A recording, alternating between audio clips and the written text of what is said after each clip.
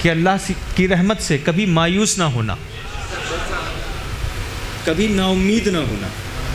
بڑا رحیم رب ہے، بڑا کریم رب ہے۔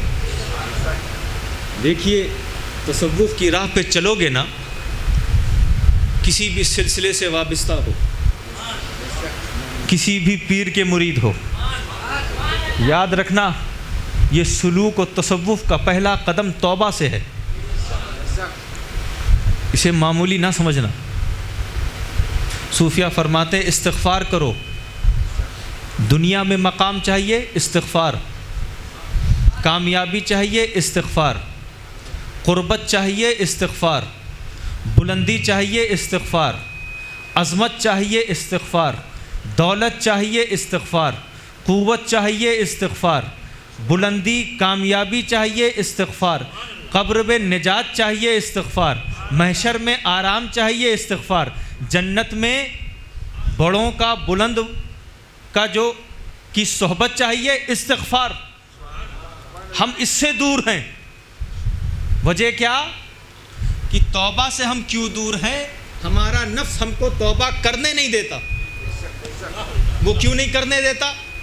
کہ توبہ کے لیے پہلی شرط یہ ہے کہ اپنے آپ کو غلط مانو، اپنی خطا کا اعتراف کرو کہ مجھ سے غلطی ہوئی، یہ ہے کہ نہیں؟ مجھ سے غلطی ہوئی، اور نفس یہ ہونے نہیں دیتا۔ توبہ آپ کریں گے کیسے؟ آپ توبہ کریں گے کیسے جب تک اپنی غلطی کو نہ مانیں؟ اور نفس کیا کہتا ہے کہ تمہاری غلطی نہیں ہے، ارے وہ تو تمہارے ابو کی غلطی ہے، یہ تمہاری خطا نہیں ہے، ارے تمہاری ماں کی خطا ہے، ان کی خطا تھی، انہوں نے ڈانٹ دیا تم کو، انہوں نے ذلیل کر دیا، انہوں نے تمہاری اصلاح کر دی، یہ تمہاری غلطی نہیں، تمہاری والدہ تم کو سمجھ نہ پائی، وہ تو تمہارے دوست کی غلطی تھی، وہ تو تمہارے والد کی خطا تھی، تمہارے احباب کی خطا تھی، اپنی خطا کہیں نہیں دکھتی۔ میں نے کوئی خطا کی، اس پر کوئی راضی ہی نہیں ہے، اور یہ نفس نہیں چاہتا۔ نفس کیا چاہتا ہے؟ دوسروں کو ہی بلیم کرو، دوسروں پر انگلی اٹھاؤ۔ تصوف کے راستے پر چلنا چاہتے ہو، ہر وقت توبہ کرو۔ کسی ایک بزرگ سے کسی نے سوال کر لیا، حضرت توبہ کا سب سے صحیح وقت کون سا ہے؟ کہا اپنی موت سے پہلے۔ کہا حضور ہمیں کب معلوم موت کب آئے گی؟ کوئی وقت ہوتا اس سے پہلے توبہ کر لیتے۔ کہا کسی وقت بھی آ سکتی ہے؟ کہا حضرت کسی وقت بھی آ سکتی ہے۔ تو کہا ہر وقت توبہ کرو۔ جب کسی وقت آ سکتی ہے تو ہر وقت توبہ کرو، ہے نا؟ اب آپ دیکھتے رہیے، ہر مقام پر آپ دوسروں پر ہی انگلی اٹھاتے ہیں۔ میرا بزنس خراب ہوا، میری غلطی نہیں، اس کی غلطی۔ میں ایگزام میں فیل ہو گیا، میری غلطی نہیں، دوست کی غلطی، ہے نا؟ اس کی غلطی، اس کی غلطی۔ اپنی غلطی پہلے اپنے سامنے لاؤ، اور جب تم توبہ کرتے ہو تو تمہارا رب تم سے خوش ہوتا ہے، راضی ہوتا ہے۔ صحیح مسلم کی روایت ہے کہ اب حضور صلی اللہ تعالیٰ علیہ وسلم ہم کو سمجھا رہے ہیں کہ اللہ کتنا خوش ہوتا ہے،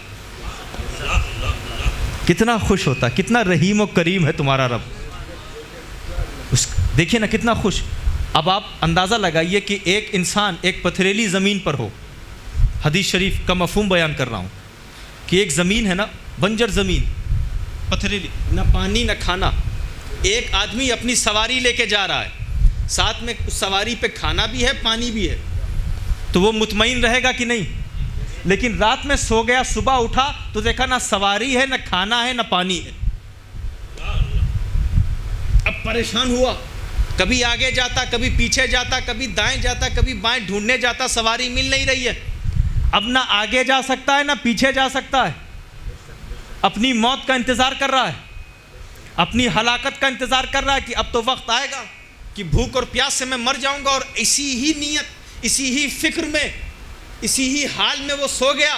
صبح اٹھتا ہے تو پھر اس سواری کو اپنے سامنے دیکھتا ہے، ساتھ میں کھانا بھی ہے، پانی بھی ہے، تو وہ خوش ہوگا نا، وہ راضی ہوگا نا۔ حضور صلی اللہ تعالیٰ علیہ وسلم فرماتے ہیں وہ جب سواری پا کر کتنا خوش ہوتا ہے کتنا راضی ہوتا ہے؟ تو اللہ اس سے زیادہ راضی ہوتا ہے جب بندہ توبہ کر کے اس کی طرف لوٹتا ہے۔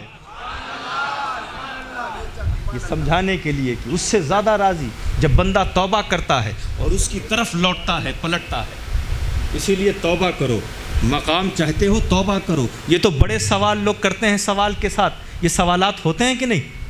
یہ سوالات کہ بھائی میری بڑی گناہ ہے، میں کیسے توبہ کروں؟ کیا اللہ میری گناہوں کو معاف فرمائے گا کہ نہیں؟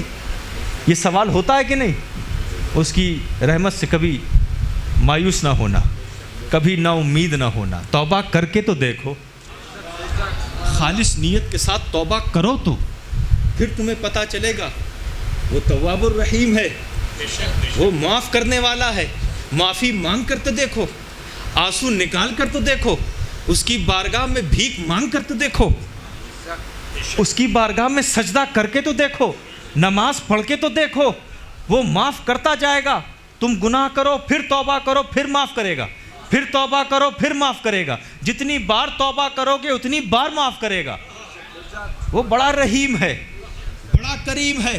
اسی لیے وہ مجھے قصہ یاد آیا کہ حسن بصری کا وقت تھا، حضرت خواجہ حسن بصری کے زمانے میں ایک بوڑھی ماں اپنے بیٹے کو لاتی ان کی بارگاہ میں، حضور توبہ کرا دیں، تو وہ توبہ کراتے، دوسرے دن بیٹا پھر گناہ کرتا، پھر لاتی توبہ کرا دیں، پھر گناہ کرتا، پھر لاتی توبہ کرا دے۔ ایک مقام پہ خواجہ حسن بصری نے کہی دیا کہ بھائی تمہارا بیٹا جو ہے وہ بڑی گناہیں کرتا ہے، بار بار توبہ کرتا ہے، گناہ کرتا ہے، اب میرے پاس نہ لایا کرو، میرے تو اور بھی معاملات ہیں، مصروفیات ہیں۔ ماں بھی مایوس ہو گئی، بیٹا گناہ کرتا رہا۔ ایک مقام ایسا آ گیا، ایک ایسا وقت آ گیا کہ بیٹا بیمار ہو گیا، بسترے پہ لیٹ گیا، اب موت کا ہی انتظار کر رہا تھا، لیکن موت آنے سے پہلے اس نے توبہ کر لی، مولا مجھے معاف کر دے۔ خالص نیت کے ساتھ، خالص جذبے کے ساتھ اس نے توبہ کر لی، اے اللہ مجھے معاف کر دے۔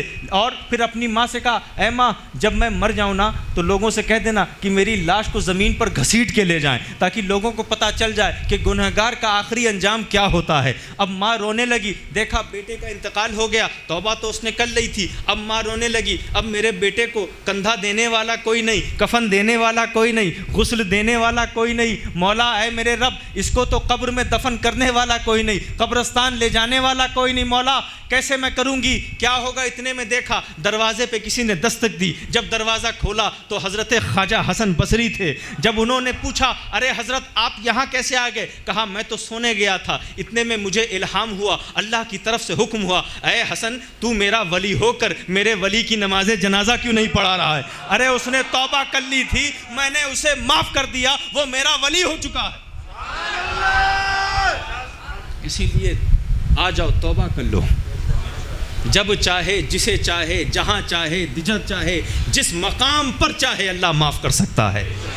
توبہ کیا کرو، کیا کرو؟ توبہ ضروری ہے، توبہ نہیں تو کچھ نہیں۔ تصوف میں مقام چاہیے، توبہ کرو۔ اللہ اور اس کے رسول سے قریب ہونا چاہتے ہو، توبہ کرو۔